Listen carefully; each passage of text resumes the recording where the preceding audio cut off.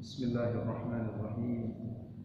Assalamualaikum warahmatullahi wabarakatuh. Alhamdulillahi wa kafa wa usalli wa usallim ala sayyidina Muhammadin al-Mustafa wa ala alihi wa ashabihi wa azwajihi wa dhurriyyatihi. Amma ba'du.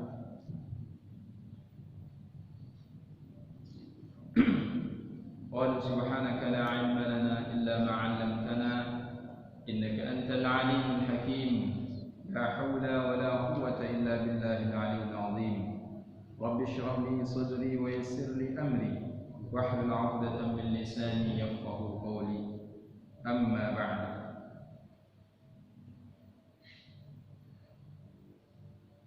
Hadirin jamaah salat Maghrib yang dirahmati Allah Subhanahu wa taala. Pertama, untuk yang sampaikan mohon maaf sebesar-besarnya karena keterlambatan sehingga agenda rutinan mudzakarah di tempat niki di masjid niki jadi terlambat hubung tadi belik ganti hujan tanah dan sholat maghrib di Makassar di timur di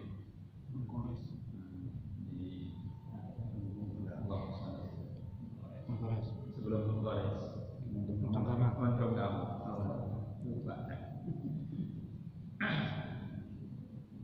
kan. Tapi alhamdulillah terus kita ucapkan, kita sampaikan atas segala nikmat yang telah diberikan oleh Allah Subhanahu wa taala, baik apapun bentuknya niki, semuanya adalah berupa karunia dari Allah Subhanahu wa taala. Mungkin kadang yang tinggi senamian kita semua kadang menemukan sesuatu yang menurut pandangan kita adalah tidak baik atau buruk menurut kita, tetapi di sisi Allah Subhanahu wa taala itu adalah yang terbaik. Maka alhamdulillah ala kulli hal, segala puji bagi Allah Subhanahu wa taala atas segala keadaan. Kalau kita biasa mendapatkan nikmat, maka biasa kita ucapkan alhamdulillah. Lamun sebaliknya arah kurang bagus atau kurang baik si tidak, maka kita ucapkan alhamdulillah ala kulli hal. Sehingga juga dengan ucapan seperti ini jangan sampai kita nafiaran marah. Kebiasaan kebanyakan orang menceritakan hal-hal yang ndek bagus alias maksud yang ndek mai sinira bercerita atau sakit sinira bercerita marah. Padahal seharusnya yang kita ceritakan lebih banyak ini adalah nikmat dari Allah Subhanahu wa taala. Wa amma bi ni'mati rabbika fahaddits. Adapun dengan nikmat Tuhanmu fahaddits, maka ceritakanlah. Lalu jangan sampai berlebihan ketika kita menceritakan sebuah nikmat. Kenapa? Karena diketahui ada sebagian dengan sandi teman atau ada dengan mempunyai sifat iri, dengki dan sebagainya. Jadi kalau kita bercerita nikmat, maka kita lihat orangnya dulu. Apakah ini bisa menjaga atau ndek ada sifat di dalam hati, sehingga penyakit iri dengki ini menimbulkan penyakit lain yang dinamakan penyakit ain. Jamaah hadirin rahimakumullah, kedua kalinya salawat beserta salam lupa kita aturkan atas junjungan alam Nabi besar Muhammad sallallahu alaihi wasallam, karena perjuangan beliau, jerih payah beliau, alhamdulillah kita semua mengenal aturan daripada agama Allah, kita mengenal agama Allah Subhanahu wa taala, sehingga sampai saat ini kita bisa duduk di majelis dan di masjidnya Allah Subhanahu wa taala. Semua ini adalah asbab baginda Nabi Muhammad sallallahu alaihi wasallam. Maka mari kita sama-sama mengucapkan Allahumma shalli ala sayyidina Muhammad wa ala ali sayyidina Muhammad. Jamaah rahimakumullah, alhamdulillah Allah Subhanahu wa taala ciptakan kita sebagai manusia atau sebagai makhluk Allah Subhanahu wa taala dalam keadaan yang paling sempurna. Kalau malaikat dikatakan sempurna, masih ada kurangnya. Begitu kurang malaikat, tidak ada nafsu. Kalau binatang dikatakan sholat, bagus, cantik, tapi masih kurang. Nabi kurang, pertama dari segi bentuk kadang kurang sempurna. Dan yang kedua, dari segi batin dia tidak mempunyai akal, hanya mempunyai nafsu. Tetapi manusia alhamdulillah dari segi bentuk diciptakan oleh Allah Subhanahu wa taala fi ahsani taqwim, dalam sebaik-baik rupa, dalam sebaik-baik bentuk. Nah, ini pertama yang kita syukuri. Akan tetapi sebagai manusia yang paling sempurna, paling bagus diciptakan oleh Diri Allah Subhanahu wa taala, kita kebanyakan ghafil, lalai. Kita lalai, diberikan kesempatan hidup oleh Allah Subhanahu wa taala, tapi kita banyakkan melupakan atau tidak menggunakan waktu atau kesempatan yang diberikan oleh Allah Subhanahu wa taala. Sehingga tidak heran dalam sebuah hadis baginda Nabi Muhammad sallallahu alaihi wasallam, beliau bersabda, ada dua nikmat mawdhu'un fihi katsirun minan nas, yang mana banyak sekali daripada manusia itu tertipu. Mana itu ya Rasulullah? As-sihhatu wal faragh. Sak pertama adalah sehat, sak kedua adalah kesempatan. Banyak kita ketika kita sehat, kebanyakan malas.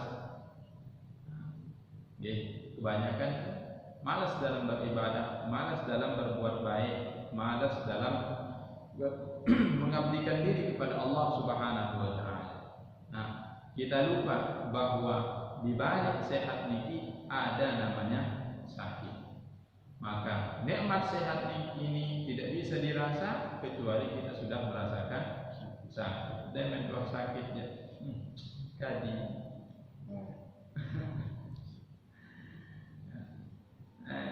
melek ke jauh masjid, melek lalu ngaji, melek kita sembahyang berjamaah. Lagu wah, tidak tahu enggak naik dua tahun toro sedo atau dia tahu tulis. Lagu piran temannya, batas jauh nikmat sehat. Waktu sehat ya, enggak terdaya oleh pakan oleh dosa solah parah, dosa santai. Dan sakit barunya nyadar. Maka Rasulullah SAW mengingatkan tiang-tiang Islamnya, mawdhu'un fihi katsirun minan nas, luwe kebanyakan orang juga lupa akan nikmat sehat. Yang kedua, al-faragh. Nikmat yang kedua yang sering dilupakan oleh kita sebagai manusia adalah kesempatan. Padahal sampun yang Islam yang sadari bahwa ndek narang kesempatan kedua atau waktu nikah tidak bisa diputar ulang. Lamun liwat ya liwat. Lamun angkot keliwatan baru ngatrek. Lamun waktu liwat tidak bisa kembali lagi. Walaupun sedetik terlewat, tidak mungkin ya tahu tulang. Ini waktu. Maka ini yang diwanti-wanti oleh baginda Nabi Sallallahu Alaihi Wasallam supaya kita menghargai nikmat yang dua ini, yakni nikmat sehat dan nikmat sempat. Di samping yang kelingih senamian malas, abot dalam beribadah, lagu baginda Nabi Muhammad Sallallahu Alaihi Wasallam tidak lupa juga memberitahukan kepada kita semua bahwa ternyata di dalam umat baginda Nabi Muhammad Sallallahu Alaihi Wasallam ini ada sesuatu atau ada amalan-amalan yang terlihat remeh, kecil, akan tetapi ganjarannya luar biasa di sisi Allah Subhanahu wa Ta'ala. Di antaranya amal-amal yang bernilai besar di sisi Allah Subhanahu wa Ta'ala, sekalipun kecil atau remeh, gampang untuk dilakukan. Pertama adalah mengucapkan kalimat tasbih subhanallah wa bihamdihi. Kira kalimat subhanallah wa bihamdihi. Atau kadang santren-santren di masjid-masjid sebelum qomat niki dibuat jadi amalan. Subhanallah wa bihamdihi subhanallahil azim wa bihamdihi astaghfirullahal azim.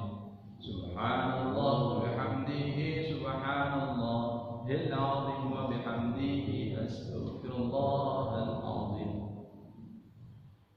Dua kalimat ini subhanallah wa bihamdihi adalah kalimatani khafifatani fil lisan. Sabda baginda Nabi Muhammad sallallahu alaihi wasallam, kalimatani khafifatani, ada dua kalimat. Khafifatani, ringan atau mudah untuk diucapkan, mudah untuk diamalkan. Thaqilatani fil mizan, tetapi di sisi Allah sangat berat timbangannya. Habibatani ila rahman, dan dua kalimat ini sangat disenangi, dicintai oleh Allah Subhanahu wa Ta'ala. Mana nih? Subhanallah wa bihamdi. Saking besarnya ganjaran daripada mengucapkan subhanallah wa bihamdi, sehingga dalam sebuah hadis lain yang diriwayatkan oleh Imam Muslim, baginda Nabi Muhammad SAW bersabda, barang siapa mengucapkan subhanallah hamdihi 100 kali setiap hari, maka Allah Subhanahu wa Ta'ala akan mengampuni dosanya walau misla zabadil bahr, sekalipun dosanya itu sebanyak buih di lautan. Menasan berapa banyak buih di lautan ini kan? Kira buih busa salib lautan. Tahun itu niki sebagai nafian,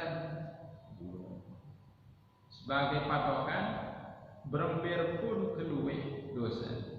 Tetapi yang dimaksud dosa di sini adalah dosa kecil tentunya, tidak dosa belik. Kalau dosa besar ya, itu tidak akan dihapus oleh Allah Subhanahu wa Ta'ala kecuali dengan taubat. Yang dimaksud ini adalah dosa-dosa kecil. Maka sebanyak apapun dosa-dosa kita kepada Allah Subhanahu wa Ta'ala, ketika kita mengamalkan subhanallah bihamdi, maka insyaallah dengan ini Allah Subhanahu wa Ta'ala akan memberikan kita semua Rahman dan Rahimnya, dan dilanjutkan dengan maghfirah, ampunan Allah Subhanahu wa Ta'ala.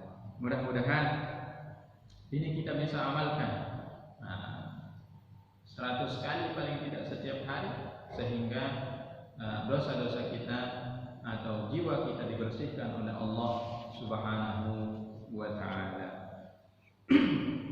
jamaah salat maghrib yang dirahmati Allah Subhanahu wa taala. Udah yang isi bensin itu.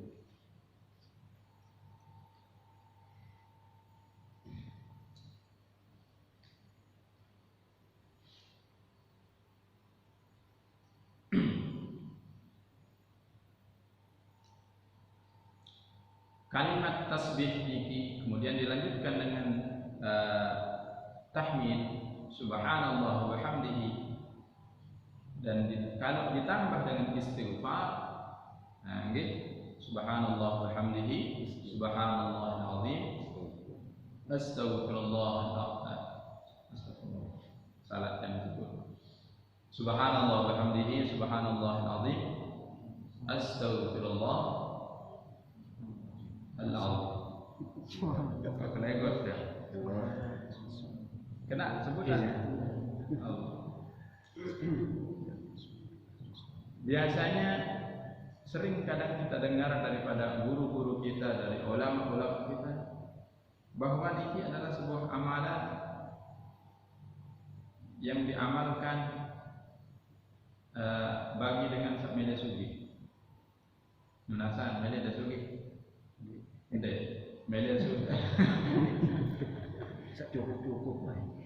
Agak iya dan sugi. Sugi banyak akhirat. Cukup lah. Salah satu rahasia dari kalimat ini adalah jika diamalkan tasbih, tahmid dan istighfar 100 kali sebelum nafiar qomat sholat subuh atau sebelum sholat subuh, maka insya Allah ini menjadi asbab Allah Subhanahu wa taala bukakan pintu rezeki yang luas. Ini salah satu rahasia daripada kalimat tasbih. Hadirin jemaah salat maghrib yang dirahmati Allah Subhanahu wa taala, jadi amalan yang pertama yang mempunyai nilai agung di sisi Allah Subhanahu wa taala adalah kalimat tasbih dan tahmid subhanallah wa bihamdihi. Kemudian ada amalan yang kedua yang nilainya sangat besar di sisi Allah Subhanahu wa taala. Nabi ini ke menjawab azan. Menjawab azan. Bukan dari azan. Panggil kepe.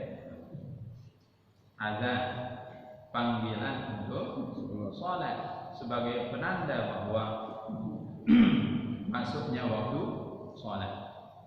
Azan di dalam fikih dibahas gitu. Azan nafi sebenar makna azan. Apakah azan ini sebagai penanda masuknya waktu, ataukah azan itu diperuntukkan untuk memanggil orang sholat jamaah? Nasa, panggilan. Menurut panggilan jamaah berarti Panggilan sholat. Panggilan sholat berarti tidak menandakan awal Waktu dan dua. Ada sebutkan akhir waktu ya kan? Ada dengan lubang waktu.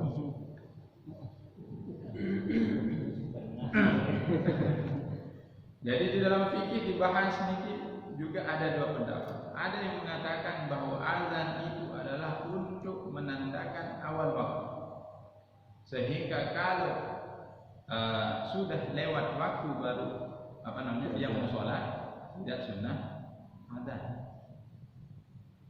Tetapi kalau azan adalah untuk memanggil orang sholat sebagai panggilan bertanda bahwa sholat jamaah akan didirikan, maka kapanpun kita akan sholat jamaah disunahkan azan. Umpama mungkin sembahyang asar agak telat, mau jam 5 karena ada acara, maka disunahkan juga azan. Begitu juga sholat yang lain. Akan tetapi pertama perlu kita bahas adalah masalah azan niki adalah bertanda masuknya waktu sholat. Maka kalau kita ambil definisi niki, pengertian niki, maka pertama muadzin atau tukang azan harus tahu hukum atau waktu masuknya sholat, masuk waktu sholat. Sehingga kebanyakan terutama waktu isya doa azan di mana waktu tambah waktu baru ngaroh jam. ya ndek tebau elah berpatokan si jam doang. Kadang enggak kita ingat waktu ngebang maghrib 5:30. Padahal peredaran matahari ini selalu berubah sehingga waktu sholat pun berubah. Kadang maju, kadang jam 6 ada azan, kadang mungkin kan lebih setengah pintu azan, sehingga ketika selesai sholat maghrib wah jam pintu, bahkan lebih jam. Maka wajib bagi siapapun yang azan harus mengetahui atau lebih teliti kepada waktu perubahan waktu ini. Ndek sembarang Allahu Akbar doang. Ndek nyerang tahu buka kunci lawang masjid, penyala mesin ngembang. Tidak perlu apa Nabi harus lebih dari ini. Okay. Harus tahu kapan awal waktu, kapan masuknya waktu. Sehingga ya boleh ganti efek, terutama bulan puasa. Okay. Sangat pelik. Makin yang tinggi umpama jadi muadzin, salat dan ngebang alias lebih dulu ngebang. Kemudian selesai azan langsung sholat. Itu artinya seandainya selesai azan itu belum juga masuk waktu dengan sembahyang gara-gara azan yang lingkup namanya sebagai muadzin sandik perhatian awal waktu, maka ikut dosa. Yang lingkup sebagai muadzin yang salah ketika azan penyebab daripada semua itu. Begitu juga ketika bulan puasa. Nah, dari mendung, bulan, hujan, badai. Ya tentuan waktu sih badai. Akhirnya azan di luar waktu. Balik dengan kita jadi patokan saat di masjid. Dengar azan langsung Bismillahirrahmanirrahim. Akhirnya secara hukum puasa dengan batal, kita pun juga ikut kena imbasnya karena sebab kesalahan dan kelalaian yang tinggi namanya sebagai muadzin yang kurang teliti. Niki dari segi muadzin.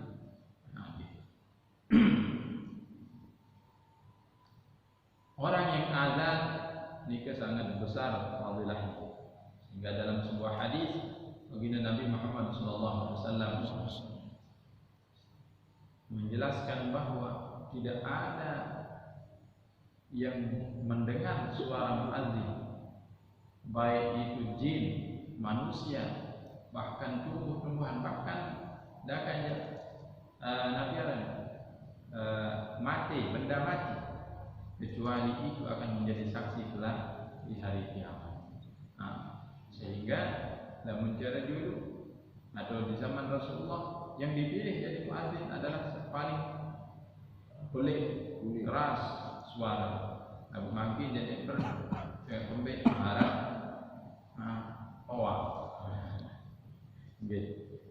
Ini muadzin. Bahkan kelak di hari kiamat salah satu yang dilindungi dari panasnya matahari di pada mahsyar adalah muadzin. Dengan kelelahan, kepanasan, ini aja bau-bau men. Ini kelebihan daripada muadzin. Lagu amalan sak perlu sak dibahas makin niki adalah endek muadzin, tetapi dengan azan itu sendiri.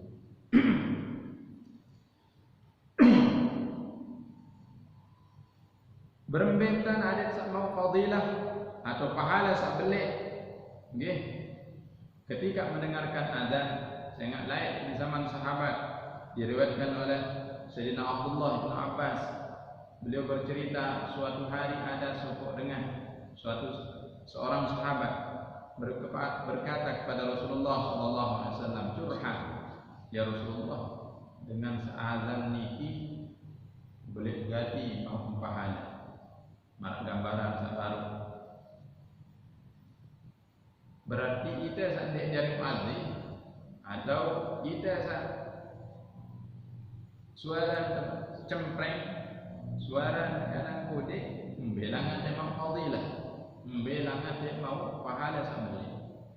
Maka baginda Nabi SAW menjawab,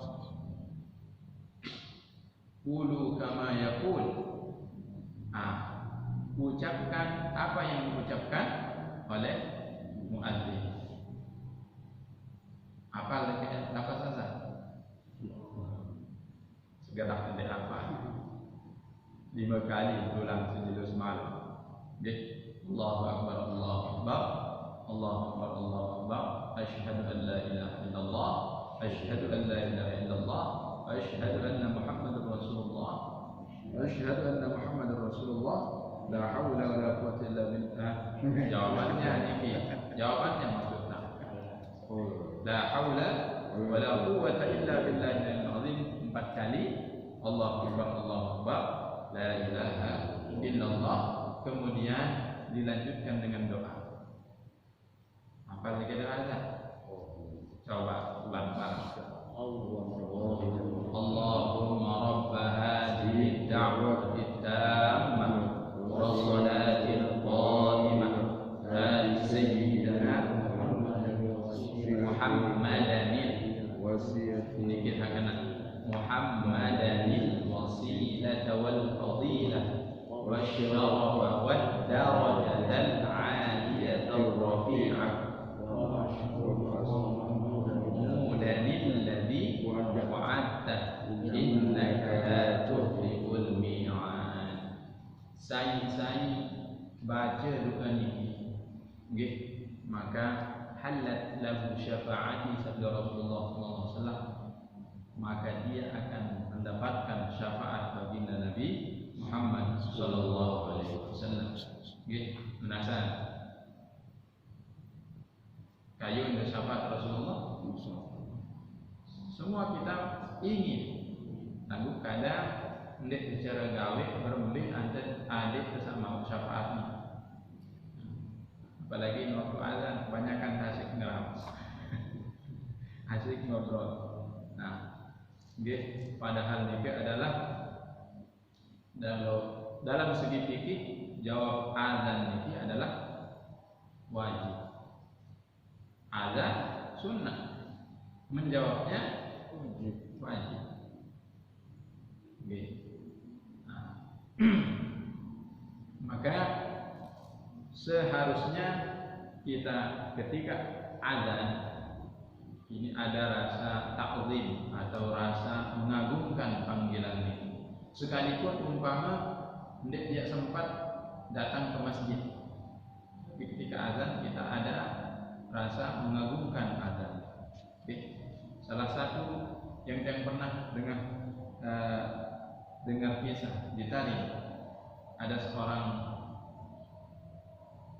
biasa, orang biasa saat kesehariannya jadi jualan di pasar.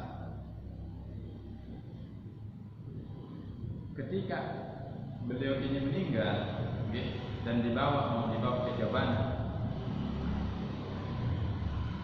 ketika di perjalanan azan asar, Allahu Akbar, Allahu Akbar, dengan sak belembah ketika ini tidak bisa maju, tidak bisa mundur, gutang alias endor tempat. Coba tanduk ke juruk ini, murid di keranda niki marah kepaku deh terus kerandanya ketika ditanyakan kembali ketika azan berkumandang kerandanya ini tidak bisa digerakkan sama sekali lagu non la ilaha illallah selesai azan langsung jawab. Ketika ditanyakan ternyata almarhum orang nikah setiap azan beliau selalu meninggalkan apa yang beliau lakukan. Non wah azan berkumandang kenyakan berjual di pasar langsung membeli atau paling tidak beliau diam mendengarkan azan dulu dan menjawab.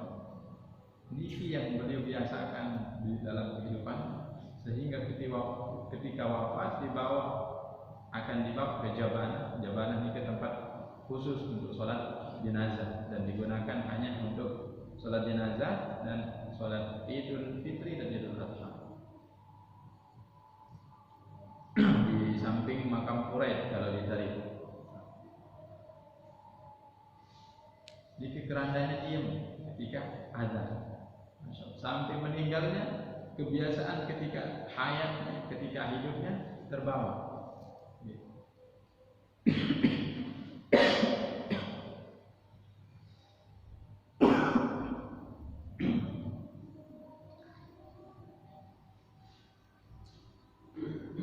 Jemaah yang dirahmati Allah Subhanahu wa taala.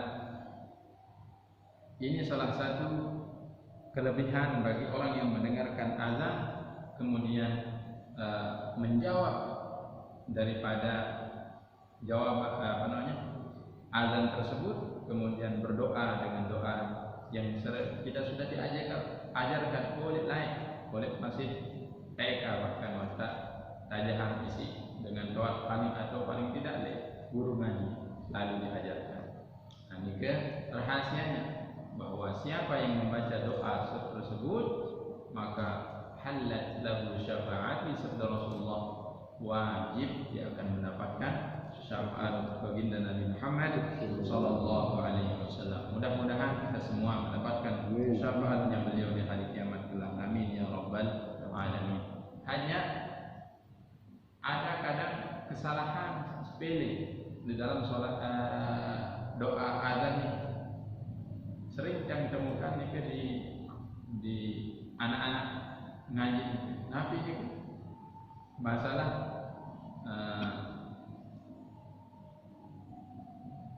wasyarafa wad darajatal aliyah. Okey. Di sana bilangnya darajah. Lagu duwe kanak-kanak niki Nabi unin. Wasyarafa wad jaradatan. Ya, rubah samudra dal paling dulu jim lain rubah jarodatan. Nabi kena jarodah ni ke balang tapi dalam bahasa ati sayyidana Muhammadan wasilata wal fadilah. Ya Allah berikan baginda Nabi Muhammad sallallahu alaihi wasallam asyarafa kemuliaan wad darajah aliyah darajat yang tinggi. Dikilam kadu darajatan aliyatan yang tinggi. Lagu terbalik kadang-kadang. Bahkan guru ngaji yang kenal dan sadar dia rubah dia kena jarodatan. Nabi kena jarodatan balang segera balangnya terbaik Rasulullah. Niki banyak sekali yang dengar wasyarafa wajarodatan. Apalagi ini kanak-kanak ngaji kita suruh bareng-bareng semangat lagu kadang salah unin ucapan dan juga kadang dengan atau guru-guru ngajahan tidak sadari karena mungkin lupa atau kadang tidak pernah dipelajari. Hadirin rahimakumullah, mudah-mudahan Allah Subhanahu wa taala memberikan kita semua kesehatan, keafiatan, dan bisa menggunakan nikmat waktu dan kesempatan yang telah diberikan oleh Allah Subhanahu wa taala, sehingga Allah Subhanahu wa taala tidak putus memberikan bagi kita semua akan rahmatnya. Sehingga Nabi juga ibadah kebiasaan ketika kita sehat, kemudian di suatu saat yang klinis namanya berhalangan melakukan ibadah tersebut, entah karena sakit atau karena kesibukan yang tidak bisa ditinggalkan ketika itu, kecuali Allah Subhanahu wa taala akan memberikan pahala yang sama ketika kita sehat. Umpama manggil tetap klinis namanya istiqamah ke masjid, salat berjamaah. Sewaktu-waktu yang klinis namanya umpama sakit atau kurang sehat, maka pahala jamaah tetap diberikan kepada yang klinis namanya yang masih lagi sakit atau berhalangan untuk naik salat jamaah. Begitu juga ibadah-ibadah yang lain.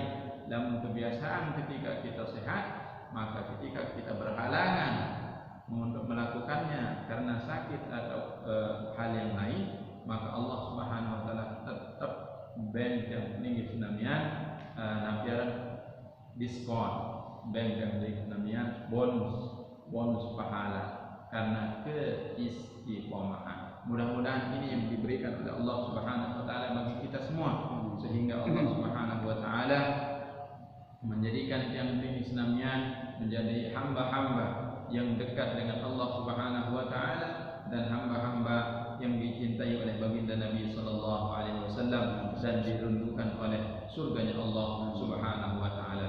Mungkin hanya ini yang bisa saya sampaikan. Mohon maaf atas segala kekhilafan dan kekurangan. Jika ada benarnya semuanya itu datang dari Allah Subhanahu wa taala. Kalau ada kekhilafan, kekeliruan, kekurangan, itu semua datangnya dari kekurangan yang sendiri. Akhirul kalam, wassalamualaikum warahmatullahi wabarakatuh. Sudah masuk waktu.